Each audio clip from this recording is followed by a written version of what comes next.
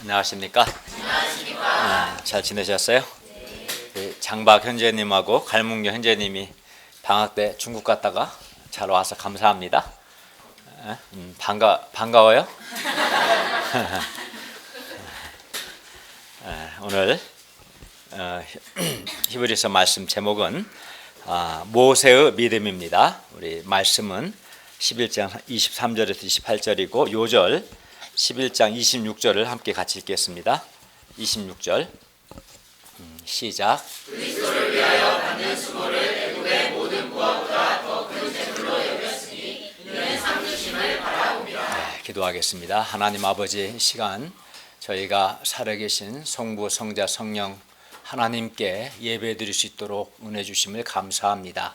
저희 드린 예배를 통해서 삼위 하나님을 기쁘시게 하고 영화롭게 하게 하여 주시오며, 성령님께서 이 시간 우리가 하나님의 말씀을 잘 듣고 깨닫고 하나님의 말씀이 우리에게 생명과 은혜와 빛이 되도록 은혜 주시기를 간절히 기도합니다.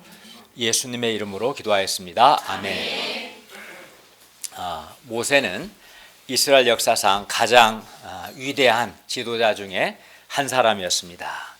모세는 유월절과 피 뿌리는 예식을 정했고 또 200만 명이나 되는 이스라엘 민족을 애굽의 노예 생활에서 출애굽시켰어요. 즉 애굽의 노예에서 해방시켰습니다. 한마디로 그는 하나님 앞에서 정말 위대한 삶을 살았습니다. 그러면 모세가 어떻게 이러한 위대한 삶을 살 수 있었을까요? 이는 모세의 믿음 때문입니다. 오늘 말씀을 통해 모세의 부모와 또 모세의 믿음을 배움으로 우리도 믿음으로 결단하고 또 믿음으로 하나님 중심적인 가치관을 갖고 또 믿음으로 새 역사를 창조할 수 있기를 기도합니다. 제1장 모세 부모의 믿음 23절 말씀입니다. 모세 당시 태어날 당시 애굽 왕 바로는 출애굽기 1장 22절에서 자기의 노예들이었던 이스라엘 사람들에게 이렇게 명령했어요. 아들이 태어나거든 너희는 그를 나일강에 던지고 딸이거든 살려두라. 그러니까 나일강에 던지라는 것은 죽이라는 거죠. 나일강에 던져 죽이고 딸이거든 살려두라. 그리하여 모든 이스라엘 사람들은 남자아이가 태어나면 나일강에 던져야만 했고, 만일 애굽 왕의 명령대로 하지 않다가 발각이라도 되면 그 남자아이는 물론이고 그 가족 전체가 물살을 당할 수 있었습니다. 그리하여 모든 이스라엘 가정들이 남자아이가 태어나면 어쩔 수 없이 나일강에 던져야만 했습니다. 또 실제로 많은 사람들이 그렇게 했어요, 당시에. 그러나 모세의 부모는 달랐습니다. 모세의 부모는 모세가 낳았을 때 믿음으로 그 아이를 석 달 동안 숨겼습니다. 23절을 다 함께 읽겠습니다. 23절 시작. 믿음으로 모세가 낳았을 때 그 부모가 아름다운 아이임을 보고 석 달 동안 숨겨 왕의 명령을 무서워하지 아니하였으며. 이 문장이 조금 복잡한데 원문 그대로 해석한다면 믿음으로 모세가 낳았을 때 그 아이는 부모에 의해서 석 달 동안 숨겨졌다라는 거예요. 왜냐하면 그 부모가 그 아이가 아름다운 아이임을 보았고 그리고 왕의 명령을 무서워하지 아니하였기 때문이다 라고 되어 있어요. 모세의 부모는 모세가 낳았을 때 그 아이가 아름다운 아이임을 보았고, 첫째는. 둘째는 아들이 태어나거든 너희는 그를 나일강에 던지라는 왕의 명령을 무서워하지 아니하였기 때문에 뭐한 거예요? 믿음으로 모세를 석 달 동안 숨긴 거예요. 그러니까 모세의 부모는 믿음으로 모세를 석 달 동안 숨겼죠. 먼저 모세의 부모는 모세가 낳았을 때 믿음으로 그 아이가 아름다운 아이임을 보았어요. 사도행전 7장 20절에서도 모세가 하나님 보시기에 아름다웠다고 말씀합니다. 따라서 여기서 아름다운 아이라는 것은 평범하지 않은 아이, 물론 아이 자체도 아름답지만 그 의미뿐만 아니라 평범하지 않은 아이, 즉 그 아이에게 어떤 하나님의 구체적인 뜻을 알 수는 없지만 하나님의 어떤 섭리와 뜻이 있는 그런 아이다라는 뜻입니다. 그러니까 모세의 부모는 믿음으로 하나님 편에서 그 아이를 본 거예요. 그래서 사도행전 7장 20절에서도 모세가 하나님이 보시기 아름다웠다라는 표현이 있거든요. 그러니까 믿음으로 봤다는 것은 하나님 편에서 보았다. 그리고 그렇게 했을 때 그 아이는 하나님이 보시기에 아름다운 아이였다.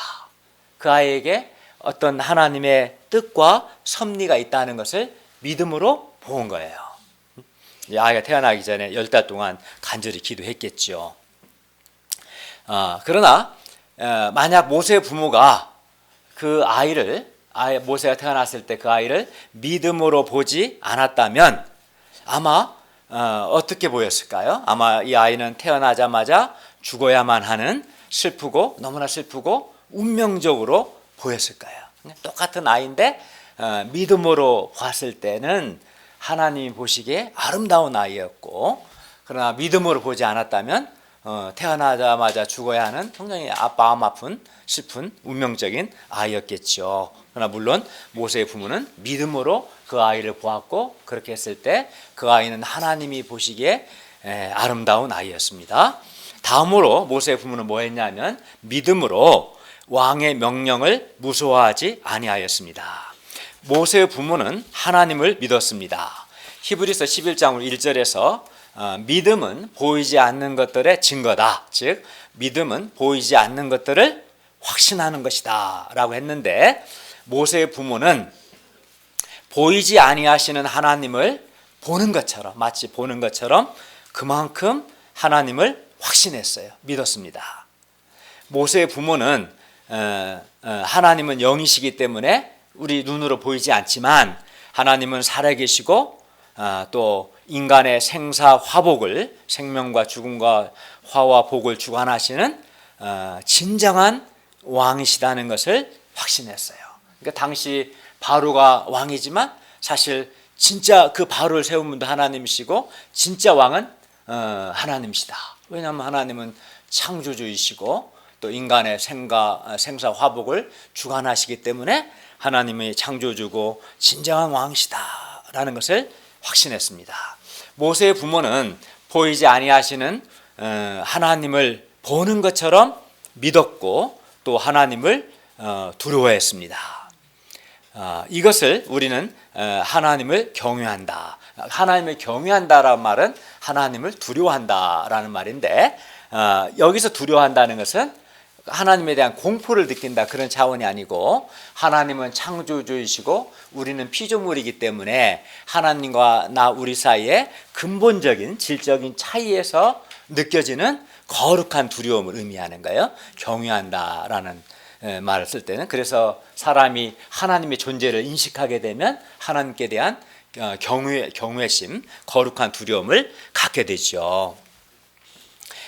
모세의 부모가 보이지 아니하시는 하나님을 믿고 하나님을 두려워했을 때 애굽 왕의 명령을 무서워하지 않을 수 있었습니다.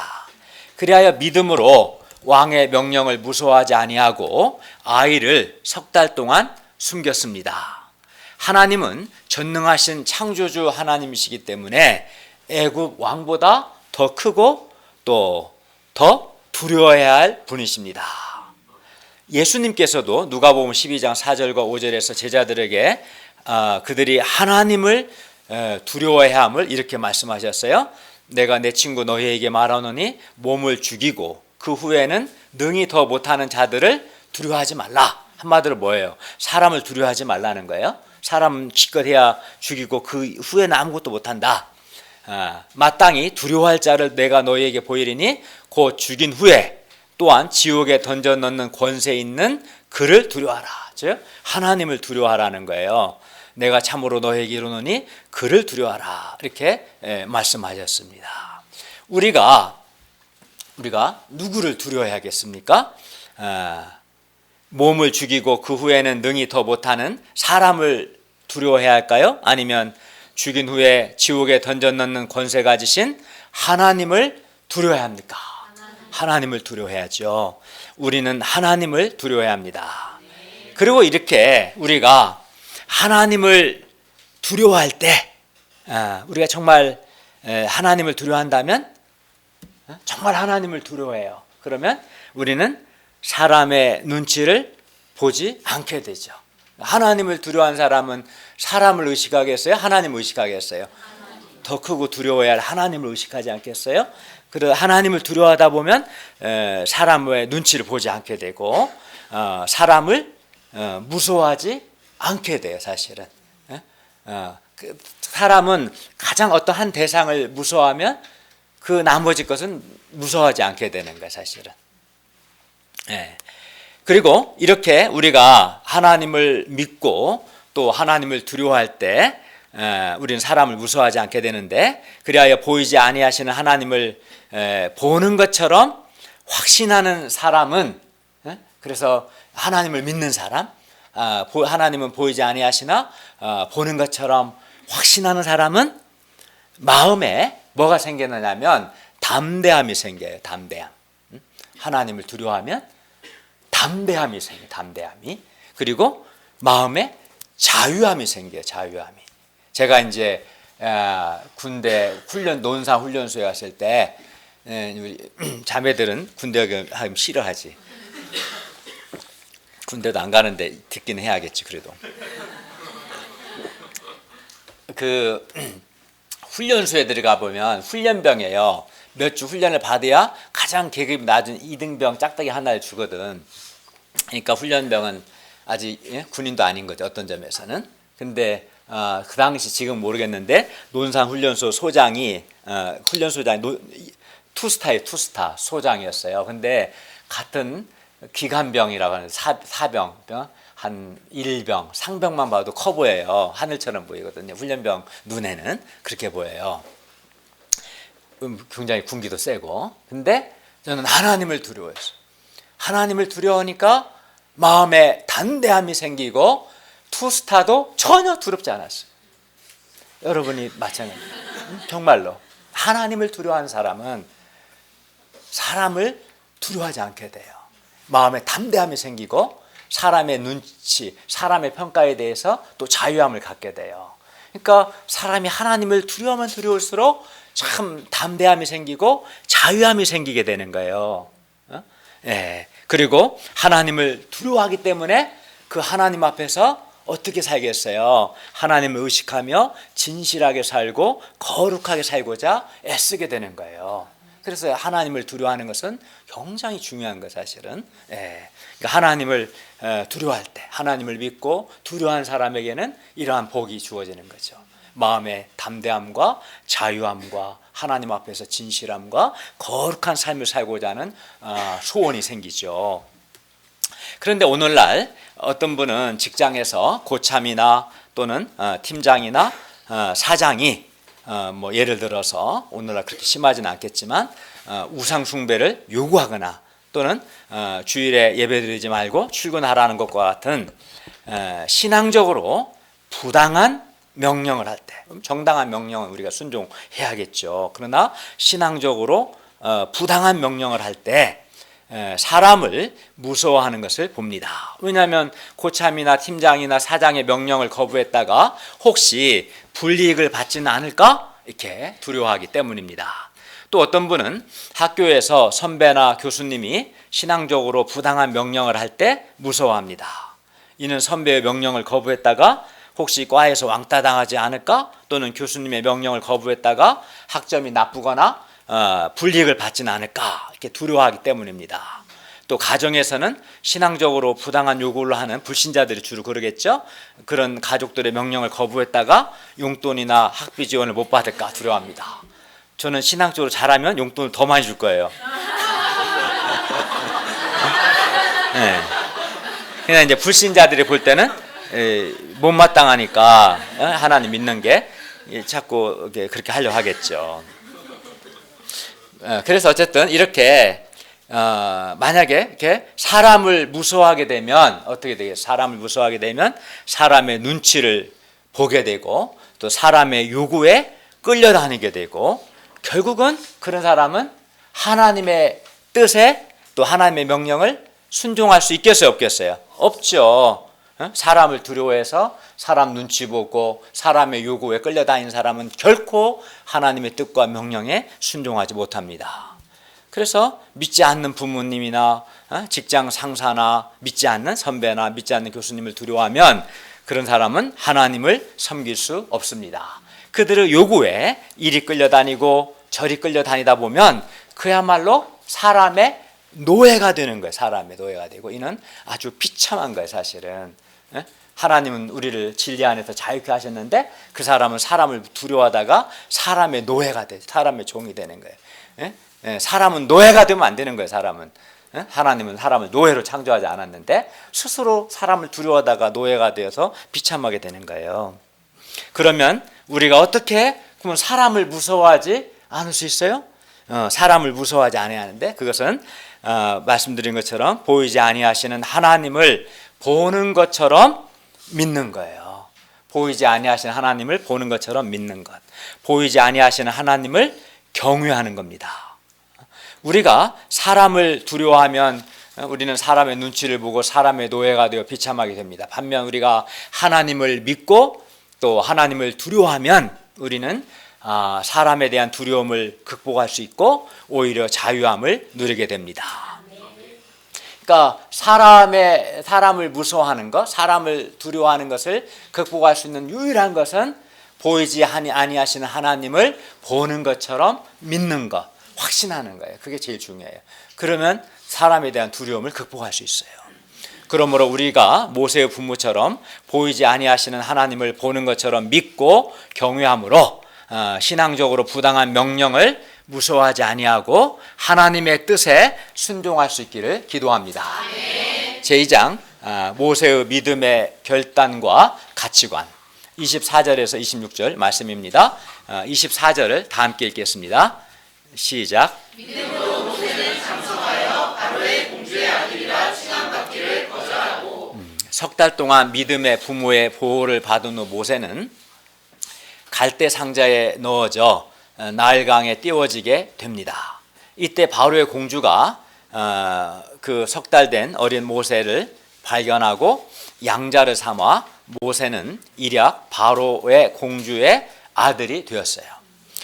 페더라는 사람이 모세를 건진 공주 그녀는 누구인가라는 책을 썼는데 이 책에 의하면 이때의 애굽 왕 바로는 터트모스 1세로서 그에겐 무남 동녀 하셉수트라는 공주가 있었습니다.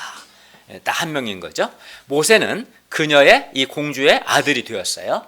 하셉수트 공주는 그 후 제18왕조의 여왕이 되었기 때문에 모세는 차기 왕 후보 1순위였어요. 그러니 바로의 공주의 아들로서 모세가 누릴 수 있었던 특권과 영광이 엄청났을 거예요.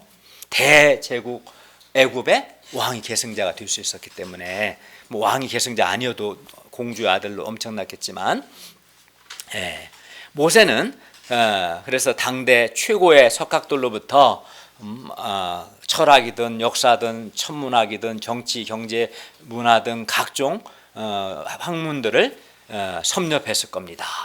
또 여러 나라의 국왕들과 사귈 수 있도록 여러 가지 서너 가지 적어도 외국어도 익혔을 거예요.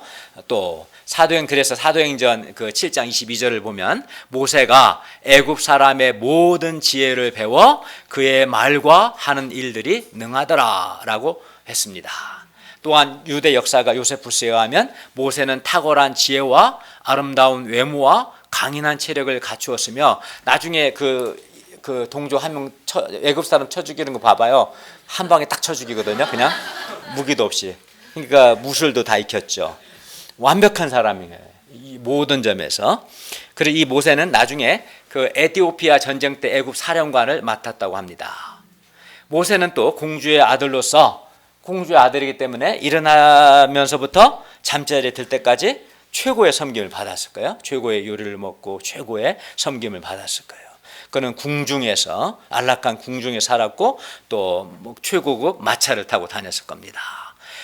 많은 사람들의 섬김을 받으면서. 근데 사람은 누구나 할 수만 있으면 이 바로의 공주의 아들이 되고 싶어하는 마음이 있죠. 그렇지 않아요? 드라마를 보면서 상상하잖아요. 흙수저보다 금수저 물고 태어나고 싶어합니다. 바로의 공주의 아들이 되어 온갖 특권을 누리고 섬김받고 싶어합니다. 바로의 공주의 아들이라 칭함받는 것을 싫어할 사람이 세상에 어디 있겠습니까? 그러나 모세는 장성하여 믿음으로 바로의 공주의 아들이라 칭함받기를 거절했습니다. 공주의 아들이라 칭함받기를 믿음으로 거절한 거예요. 놀라운 일이죠. 모든 사람이 할 수만 있으면 바로의 공주의 아들과 같은 그런 삶을 살고 싶어 하는데 모세는 이미 주어진, 뭐 살고 싶다 해도 살 수 있는 것도 아니죠, 솔직히. 그렇지 않겠어요? 그런 확률은 뭐 0.001%도 안 되겠죠. 근데 어쨌든 그걸 사모하죠. 그러나 모세는 이미 주어진 바로의 공주의 아들이라 칭함받는 것을 믿음으로 거절했어요. 모세가 공주의 아들이라 칭함받기를 거절한다는 것은 그가 공주의 아들로서 누릴 수 있는 모든 특권과 권력과 부와 명예와 섬김받는 것을 다 포기하는 것을 의미합니다. 거절했으니까. 그리고 모세가 바로의 공주의 아들이라 칭함받기를 거절하면 그것으로 끝나는 게 아니고 그는 원래 히브리인이었기 때문에 자기 동족 히브리인으로 돌아가야 합니다. 즉 아브라함의 하나님, 이삭의 하나님, 야곱의 하나님의 그 언약 백성으로 살아야 돼요. 유대인으로 살아야, 히브리인으로 살아야 돼요. 그런데 당시 하나님 백성은 애굽에서 뭐 했냐면 노예였어요. 200만이 노예로서 아주 비참한 삶을 살고 있었어요. 그 삶으로 가야 돼요. 그래야 모세가 바로의 공주의 아들이라 칭함받기를 거절하면 모세는 애굽의 노예 생활하고 있던 그 하나님의 백성들과 함께 그 자신도 고난 받아야 합니다. 모세는 하나님께서 창세기 15장 13, 14절에서 아브라함에게 하신 말씀, 곧 이스라엘 자손이 이방에 객이 되어 그들을 섬기다가 애굽 사람들이 섬기는 거죠. 400년 후에 떠날 것과 또 요셉 역시 요셉의 예언대로 이스라엘이 애굽을 떠날 것을 잘 알고 있었습니다.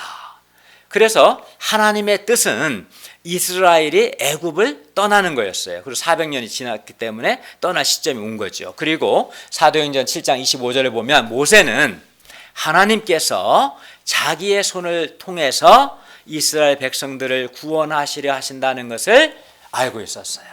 그러니까 모세는 이제 장성 그걸 알은 거죠. 하나님께서 나의 손을 통해서 이 하나님의 백성, 이스라엘 백성, 노예 백성을 구원하기를 원하신다. 이걸 알았어요. 따라서 모세가 그에게 두신 하나님의 뜻에 순종하기 위해서는 바로의 공주의 아들이라 칭함받는 것을 어떻게 해야 돼요? 거절해야 했어요. 왜냐하면 바로의 공주의 아들이라 칭함받으면서 동시에 하나님의 뜻을 섬길 수는 없기 때문입니다. 모세는 이제 바로의 공주의 아들로서 살 것인가? 하나님의 백성과 함께 고난받는 삶을 살 것인가? 바로의 자기를 이방해 준 바로의 공주와 또 애굽 사람들에게 인정받는 사람이 될 것인가? 아니면 하나님께 인정받는 사람이 될 것인가? 또 세상 애굽의 보화냐? 아니면 하나님의 상이냐? 상급이냐? 그는 이 둘 사이에서 결단을 해야 했습니다. 두 가지를 다 할 수는 없는 거예요. 결단을 해야 했어요. 그런데 모세는 믿음으로 공주의 아들이라 칭함받는 것을 거절했습니다. 모세의 이 결단은 참으로 위대한 결단인 것이었고 또 믿음으로 한 믿음의 결단이었습니다. 그리고 모세의 이 결단이 모세 자신의 인생을 완전히 뒤바꿔 놓았어요. 이 결단으로 인해서 모세가 많은 고난을 받기도 했지만 한편 이스라엘 민족의 영적 지도자로서 200만 명이나 되는 그 백성들의 출애굽, 그 노예 해방의 매우 귀하게 쓰임 받을 수 있었습니다. 그래서 모세를 가리켜 전무후무한 지도자였다라고 말하는 거예요. 이스라엘의 건국의 실제적인 아버지였고, 모세는 이 결단 때문에 인류 역사상 전무후무한 지도자요, 또 뿐만 아닙니다. 하나님께서 친히 대면하여 말씀하실 만큼 하나님께서 가장 가까이 하시고 아끼시고 또 사랑하시는 사람이 될 수 있었습니다. 하나님은 애외적으로 모세에 한해서만 대면해서 말씀하실 만큼 굉장히 그를 가까이 하시고 사랑하는, 그는 그런 하나님과의 그 인간이 누릴 수 있는 최고의 친밀한 교제의 복을 또 누렸어요. 바로의 공주의 아들이라 칭함받기를 거절한 모세의 믿음의 결단이 모세의 인생을 위대하게 했을 뿐만 아니라 200만이나 되는 이스라엘 민족이 애굽의 노예에서 해방, 구원을 받게 한 것이었어요. 그런데 놀라운 결단이에요. 그런데 어떤 사람은 결단을 해야 할 때 결단을 하지 않고 머뭇거리고 망설이고 나중에 자꾸 미루는 것을 봅니다. 나중에요, 이름이, 별명이. 결단해야 할 때 결단하지 않고 계속 미뤄요. 그러나 여러분이 아셔야 할 것은 결단을 하지 않는 사람은 결코 하나님께 귀하게 쓰임받을 수 없고 정말 가치 있고 보람 있는 인생을 살지 못합니다. 한 번밖에 없는 우리 인생을 가장 가치 있고 보람 있고 하나님께 쓰임받는 행복하고 위대한 인생이 되기 위해서 우리도 모세처럼 믿음의 결단을 할 수 있기를 기도합니다. 아멘. 결단하지 않으면 또는 선택의 여지가 없는 결단을 해야 돼요. 결단하지 않는 사람은 한 번밖에 없는 인생을 정말 귀하게 가치 있고 보람 있는 인생으로 살지 못합니다. 하나님께 귀하게 쓰임받지 못하는 정도가 아니라 그 자신 구원도 못 받습니다. 그렇기 때문에 누구에게나 결단의 때가 오는데 그때 믿음으로 결단할 수 있기를 바랍니다. 아멘. 25, 26절을 다 함께 읽겠습니다. 시작. 우리여 하나님의 백성과 함께 고난받기를 잠시 죄악의 낙을 누리는 것보다 더 좋아하고 그리스도를 위하여 받는 수모를 애굽의 모든 부하보다 더 큰 재물로 여겼으니 이는 상 주심을 바라봅니다. 모세는 하나님의 백성과 함께 고난받는 것을 바로의 공주의 아들로서 잠시 죄악의 낙을 누리는 것보다 더 좋아했어요. 참 신기하죠? 사람들은 고난을 싫어하는데 하나님의 백성과 고난받는 것을 더 좋아했어요. 공주의 아들로서의 낙. 근데 그 낙을 잠시 죄악의 낙으로 보고 더 그것보다 더 고난받는 걸 더 좋아했고, 또 그리스도를 위하여 받는 수모, 부끄러움, 그런 창피, 모욕 등을 애굽의 모든 보화, 그 화려한 애굽 보화보다 더 큰 재물로 여겼습니다. 이것이 바로 모세의 가치관이었어요. 가치관이란 뭐냐? 가치관이란 사람이 무엇을 가장 가치 있게 여기는가 하는 게 그게 가치관인 거죠. 그죠? 돈을 가장 가치 있게 여기는 사람은 돈 중심의 가치관을 가진 거예요. 그죠? 명예를 가장 가치 있게 여기면 그 사람 명예를 가장 중요하게 여기는 것처럼 무엇을 가장 가치 있게 여기는가가 그의 가치관입니다. 그래서 어떤 사람이 무엇을 가장 가치 있게 여기고 또 무엇을 가장 큰 재물로 여기는가를 보면 그 사람의 가치관을 알 수 있어 없어요? 있어요.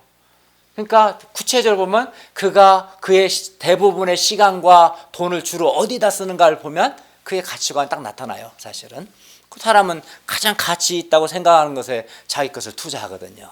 네, 그렇습니다. 그런데 본문을 보면 모세가 바로의 공주의 아들이라 칭함받기를 거절하는 이 결단을 하고 하나님의 백성과 함께 또 고난받기를 잠시 죄악의 낙을 누리는 것보다 더 좋아하고 그리스도를 위하여 받는 수모를 애굽의 모든 보화보다 더 큰 재물로 여긴 이 모세의 가치관, 모세의 결단과 가치관을 형성한 게 뭐예요? 바로 모세의 믿음이었다는 걸 알 수 있어요. 믿음으로 결단했고 믿음으로 그런 가치관을 가진 거예요. 왜냐하면 모세는 믿음으로 공주의 아들이라 칭함받기를 거절했던 것이고, 모세는 믿음으로 하나님 백성과 함께 고난받기를 잠시 죄악의 낙을 누리는 것보다 더 좋아했던 것이고, 또 모세는 믿음으로 그리스도를 위하여 받는 수모를 애굽의 모든 보화보다 더 큰 재물로 여겼기 때문입니다. 그러니까 모세의 믿음이 그로 믿음의 결단을 하게 한 것이고, 모세의 믿음이 그로 그러한 가치관을 갖게 한 거예요. 네. 그러면 도대체 모세는 무엇을 믿었어요? 믿음의 내용이 있을 거 아니에요. 믿음의 대상이 있을 거 아니에요. 믿음으로 결단하고 믿음으로 그러한 가치관이 형성됐는데, 그럼 도대체 모세는 무엇을 믿었기에 믿음으로 공주의 아들이라 칭함받기를 거절했고, 믿음으로 하나님의 백성과 함께 고난받기를 잠시 죄악의 낙을 누리는 것보다 더 좋아하고, 또 믿음으로 그리스도를 위하여 받는 수모를 애굽의 모든 보화보다 더 큰 재물로 여긴 것입니까? 모세가 무엇을 믿었는가? 26절 하반절은 말씀합니다. 26절 하반절을 보세요. 모세는 하나님께서 상을 주심을 믿었어요. 그는 하나님의 상 주심, 하나님의 상을 믿었어요. 히브리서 11장 1절에 믿음은 바라는 것들의 실상이다. 즉 바라는 것들이 이루어질 것을 확신하는 것, 이게 믿음이라고 우리가 배웠습니다. 그런데 모세는 뭘 바랬어요? 하나님의 상을 바란 거죠. 하나님께서 상 주심을 바라고 확신했어요. 그게 모세의 믿음이었어요. 모세는 세상 보화가 아니라 살아계신 하나님이 주시는 그 상을 바라고 확신했습니다. 모세가 그리고 하나님께서 상 주심을 믿었기 때문에 그가 공주의 아들이라 칭함받기를 거절할 수 있었던 거예요. 내가 공주의 아들이라 칭함받기를 거절할 때 그런 나에게 하나님께서 상 주실 것이다. 그 하나님의 상을 바라고 확신했기 때문에 하나님이 주시는 그 상을 받기 위해서 그는 그 상을 받기 위해서 믿음으로 공주의 아들이라 칭함받는 것을 거절한 거고, 도리어 하나님의 백성과 함께 고난받기를 잠시 죄악의 낙을 누리는 것보다 더 좋아할 수 있었던 거예요. 그 믿음이 있었기 때문에, 상 주시는 하나님에 대한 믿음이 있었기 때문에 모세는 하나님 주시는 상을 바라고 확신했기 때문에 그리스도를 위하여 받는 수모를 애굽의 모든 보화보다 더 큰 재물로 여길 수 있었던 것입니다. 내가 그리스도를 위하여 수모를 받을 때 하나님이 나에게 상을 주실 것이고, 하나님의 상은 애굽의 보화하고는 게임이 안 되는 거예요. 그렇기 때문에 그리스도를 위하여 상을 믿는 믿음이 있어서 그리스도를 위하여 받는 수모를 애굽의 모든 보화보다 더 큰 재물로 여길 수 있었습니다. 모세가 바로의 공주의 아들이라 칭함을 받으면 어땠을까요? 당장은 아주 안락하고 화려하고 최고로 섬김받는 삶을 살 수 있겠지 않겠어요? 공주의 아들이라 칭함 받으면 공주의 아들로서의 삶은 세상 모든 사람들이 부러워하는 삶입니다. 그러나 모세는 공주의 아들로서 이 궁중에서 안락하고 화려한 이 생활을 하는 것을 뭐로 봤냐면 잠시 죄악의 낙을 누리는 것으로 보았어요. 기껏 해봤자 3, 40년, 5, 60년 잠시다. 그거 우리 죽은 다음 우리 영혼에 비하면 한 점도 안 되는 잠시 낙은 낙이야. 낙이라는 거 인정해요. 그러나 그는 죄악의 낙이다 라고 보았어요. 하나님이 없는 세상의 모든 부귀영화는 잠시 죄악의 낙에 불과합니다. 그리고 그러한 삶에는 결코 하나님의 상이 없습니다. 오히려 하나님의 심판이 있을 뿐이었습니다. 반면 바로의 공주의 아들이라 칭함받기를 거절하면 당장은 그가 누린 그 특권들, 안락함, 화려함, 섬김 등 많은 것을 잃어버리게 됩니다. 또 도리어 고난이 이제 요구되기 시작합니다. 하나님의 백성과 함께 고난받아야 합니다. 당시 하나님의 백성들은 애굽에서 날마다 흙 이기기와 벽돌 굽기와 농사의 여러 가지 그 힘든 일들을 했습니다. 그걸 해야 돼요 이제. 그러나 하나님의 백성과 함께 고난받는 삶에는 하나님의 상이 있고 현재의 고난은 장차 나타날 영광과 좋게 비교할 수 없습니다. 장차 나타날 영광이 크다는 거죠. 그래서 모세는 이러한 하나님의 상에 대한 믿음이 있었기 때문에 바로의 공주의 아들이라 칭함받기를 거절할 수 있었고, 하나님의 백성과 함께 고난받는 것을 잠시 죄악의 낙을 누리는 것보다 더 좋아할 수 있었던 것입니다. 그리고 그리스도를 위하여 받는 수모를 애굽의 모든 보화보다 더 큰 재물로 여긴 거예요. 사람은 논리적인 거예요. 사람은 더 가치 있는, 멍청이가 아닌 이상은 제가 여러분한테 이 1,000만 원하고 5만 원하고 둘 중 하나 선택하라면 어떤 걸 선택할까요, 여러분? 그렇죠. 그렇죠. 인간은 이성적이거든요. 논리가 있거든. 그러니까 이건 500원짜리 그냥 10만 원 줘요. 10만 원도 가질란 거 가지겠다 하겠지. 근데 이 10만 원을 포기시키는 방법은 1억을 딱 주는 거예요. 1억 가질래 10만 원 가지려면 어떻게 해요? 1억 가진다. 이건 아무것도 포기할 수 있는 거죠. 그죠? 그러니까 하나님의 상 주심을 믿고 그 하나님의 상이 세상이 고난과 좋게 비교가 안 되는 참으로 놀라운 거다. 세상 보아가 비교 안 되는 그 상을 바라고 그 정말 확신하는 사람은 갈등하지 않고 기쁜 마음으로 그 잠시 죄악의 낙을 포기할 수 있는 거죠. 이해 갑니까?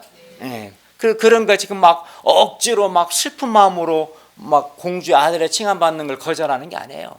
기쁨으로 거절하는 거지. 상을 바라기 때문에. 근데 상에 대한 믿음이 없는 사람은 이 포기하는 것만 생각하니까 신앙생활이 피곤해 보이고 두려워 보이고 그런 거죠. 그것은 여러분이 오해하는 거예요. 어느 누구도 그렇게 살지 않습니다. 저도 그렇게 안 삽니다. 미치지 않고서 어떻게 그렇게 살겠어요. 이성이 있고 논리가 있는데 철저한 거예요. 그게 하나님의 상에 대한 믿음이 있었기 때문에 그 믿음이 정말 있으면 공주 아들이라 칭함받는 게 거절할 수 있는 거예요. 충분히 상을 믿기 때문에. 그런데 많은 사람들이 하나님의 백성과 함께 고난받는 것을 그냥 그 자체만 생각하고 부담스러워하고 싫어하고 할 수 있으면 안 하려고 그래요. 할 수 있으면 조금 하려고 하고 최소한 하려고 해요. 그리고 세상에서 성공하고 부자 되고 뭐 세상 사람들로부터 인정받고 대접받고 칭찬받는 것을 큰 재물처럼 여깁니다.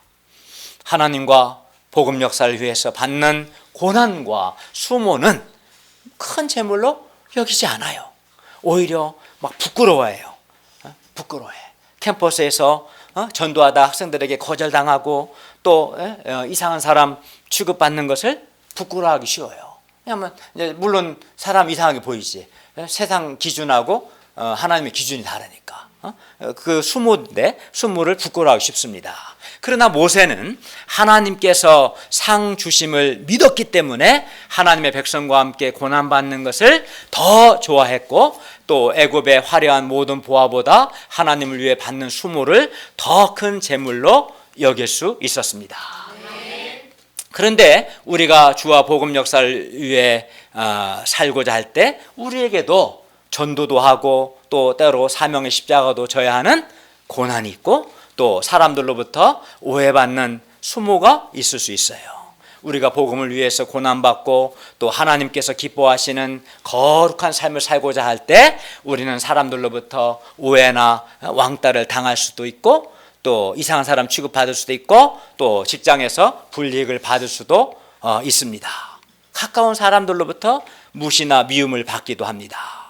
그러나 우리가 모세와 같이 하나님의 상 주심을 믿는다면 즉 우리가 하나님께서 주시는 상 뭐예요? 하나님의 상, 하나님의 보상을 말하죠. 이 하나님의 보상은 이 땅에서도 이루어질 수 있고 또 하나님 나라에서도 이루어질 수 있어요. 하나님 나라에서만 받는 거 아니에요. 이 땅에서도 충분히 받아요. 모세는 하나님과 아주 친밀한 그 교제의 상을 받았죠. 그는 말할 수 없는 기쁨이에요. 저는 오늘 아침에 아주 기쁘고 행복했어요. 메시지 준비하다 기도하는데 주께서 나를 얼마나 불쌍히 여기시고 구원하셨는가 선하게 인도하시는 기도하며 깨닫는 가운데 너무나 은혜에 감격해서 눈물이 줄줄 흘러나왔어요.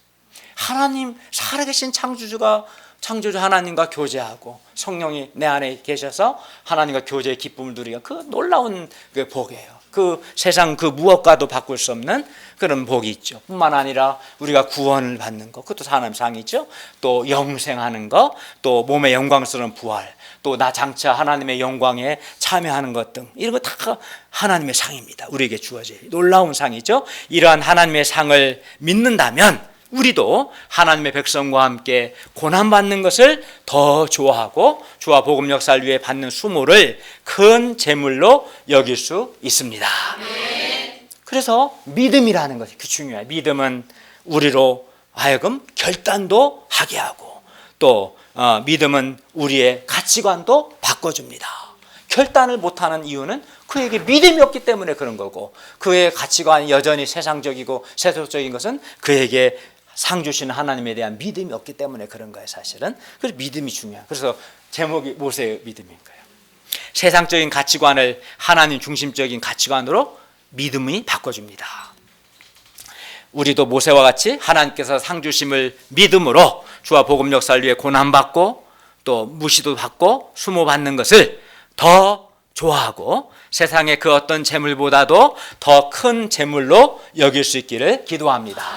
그러니까 하나님의 상을 좀 생각하셔야 돼요. 여러분이 그 고난만 생각하지 마시고 상 주시는 하나님을 바라보고 하나님 주시는 보상들에 대해서 생각하고 그에 대한 믿음을 갖는다면 하나님의 백성과 함께 고난받는 게 그렇게 부담스럽진 않아요. 근데 하나님의 상이 최고로 좋은 거예요.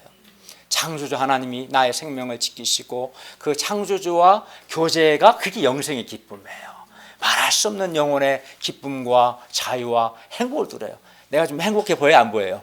아침에 하나님과 교제하는 그 기쁨을 누리기 때문에 또 그걸로 끝나지 않죠. 우리 구원받고 몸에 부활이 있고 많은 복이 있고 상이 있습니다. 이 상을 생각하면 이 고난은 아무것도 아닌 거예요, 사실은.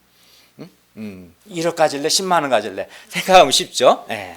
제3장 모세의 믿음의 새 창조, 믿음의 새 창조 20절 28절입니다. 27절을 읽겠습니다. 시작. 믿음으로 애굽을 떠나 왕의 노함을 무서워하지 아니하고 곧 보이지 아니하는 자를 보는 것 같이 하여 참았으며. 모세가 이스라엘 백성들과 함께 애굽을 떠나고자 할 때 애굽 왕 바로는 모세와 이스라엘 백성들을 노여워하고 그들에게 두려움을 심었습니다. 애굽 왕 입장에 생각해 보세요. 200만 명이 떠나면 엄청난 노동력이 빠지고 그로 인해 가축들 떠나면 애굽 경제가 휘청거려요. 애굽이 부도날 수 있는 상황. 그거 누가 좋아하겠어요? 애굽 왕이라면. 그렇지 않겠어요?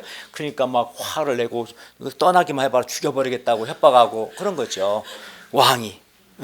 얼마나 모세가 만약 이런 애굽 왕의 노함을 무서워하게 되면 애굽을 떠날 수 없게 됩니다.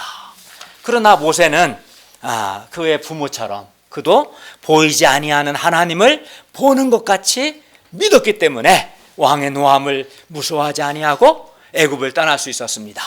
아니 왕보다 누가 더 세요? 하나님이 세지. 실제로 하나님께서 왕이 노했지만 열 재앙을 통해서 박살을 내버리셨죠. 애굽 왕을. 그래 안 그래요? 그렇죠. 그러니까 정말 두려워할 자 두려움은 그 밑에 것들은 두려울 필요가 없는 거예요. 하나님이 다 알아서 정리하시니까. 우리가 불의한 세상과 타협하지 않고 세상 죄를 떠나 애굽을 떠났다 우리는 세상 죄를 떠나야 하는데 세상 죄를 떠나 하나님을 섬기고자 할 때 사탄은 우리 마음에 두려움을 심습니다. 세상 죄를 떠나지 말라고 해요. 왜? 너 떠나면은 너 망해. 그렇게 신앙생활을 망할 수 있어. 자꾸 두려움을 심어서 세상 죄를 떠나지 않고 세상 죄 가운데 살라고 계속 사탄은 우리 마음에 두려움을 심는 거예요, 사실은. 그러나 우리가 보이지 아니하시는 하나님을 보는 것 같이 믿음으로 사탄이 심는 두려움을 극복하고 세상 죄를 떠나 하나님을 섬길 수 있기를 기도합니다. 우리가 가정이나 학교, 직장에서 보이지 아니하시는 하나님을 보는 것처럼 믿음으로 사람을 무서워하지 아니하고 참고 인내할 수 있기를 기도합니다. 사람인데 어찌하겠는가? 그가 하나님이 허락하지 아니하시면 사람은 내게 내 머리카락 하나 건들 수 없는 거예요. 그러나 내가 고난이 있다면 그는 하나님이 허락하신 고난이고 그 고난에는 여러 하나님의 선하신 뜻이 있는 거예요. 그렇기 때문에 고난이 없다는 말은 아니지만 하나님의 주권하에 있는 거고 하나님이 허락하지 않으면 손가락 하나 건들 수 없는 거예요, 사실은. 그 하나님에 대한 믿음이 있다면 사람을 두려워하지 않죠. 28절 다 함께 읽겠습니다. 시작. 믿음으로 6월절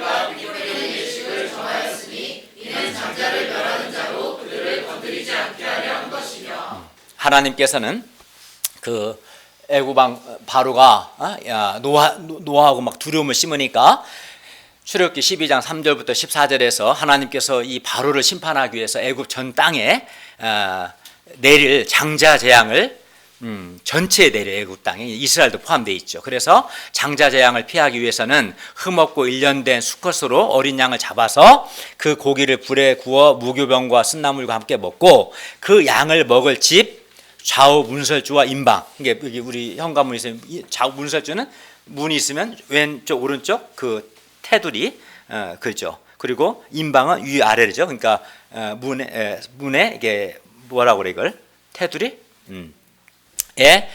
양의 피를 바르라 말씀하셨어요. 그러면 이제 하나님의 사자가 그 피를 벌 때 그 집은 장자를 치지 않고 넘어가겠다 약속하셨어요. 이것이 하나님께서 말씀하신 유월절과 피 뿌리는 예식입니다. 모세가 하나님의 말씀에 대한 절대적인 믿음이 없으면 이스라엘 백성들에게 유월절과 피 뿌리는 예를 정할 수 없어요. 그런데 지금까지 한 번도 장자 재앙도 없었고 또 어린 양의 피로 구원 받았던 예도 없었기 때문에 유월절과 피 뿌리는 예를 정하는 것이 매우 어려운 일이었어요.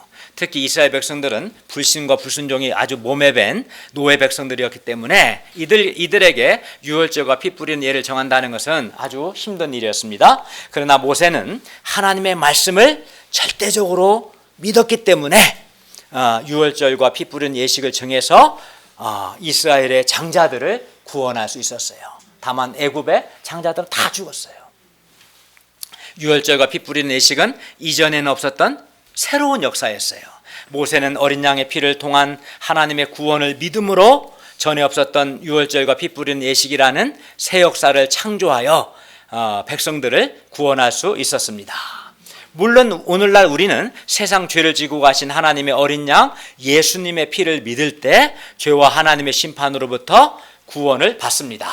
그리고 우리도 모세처럼 하나님의 말씀을 믿음으로 새 역사를 창조할 수 있기를 기도합니다.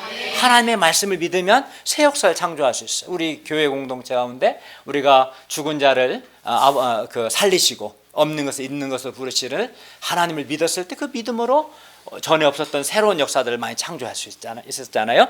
하나님의 말씀을 믿는 사람은 믿음으로 전에 없었던 새로운 역사를 창조할 수 있습니다. 결론입니다. 모세의 부모와 모세처럼 우리도 보이지 아니하시는 하나님을 보는 것 같이 믿음으로 사람을 무서워하지 아니하고 오히려 하나님께 순종할 수 있기를 기도합니다.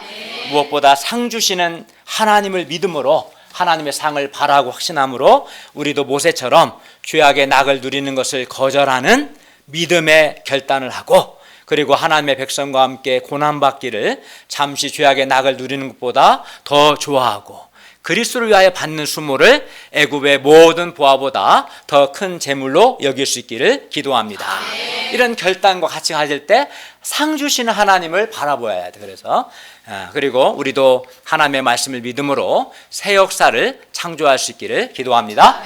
기도하겠습니다. 은혜로우신 주님, 오늘 모세의 부모의 믿음과 모세의 믿음 또 그의 믿음에 기초한 결단과 가치관 또 새 역사 창조를 배우게 하셔서 감사합니다. 우리도 이러한 믿음의 사람이 되게 해 주시옵소서.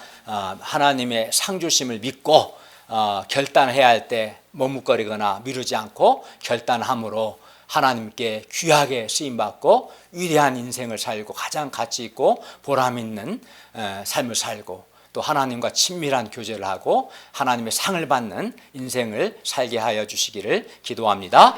예수님의 이름으로 기도하였습니다. 아멘.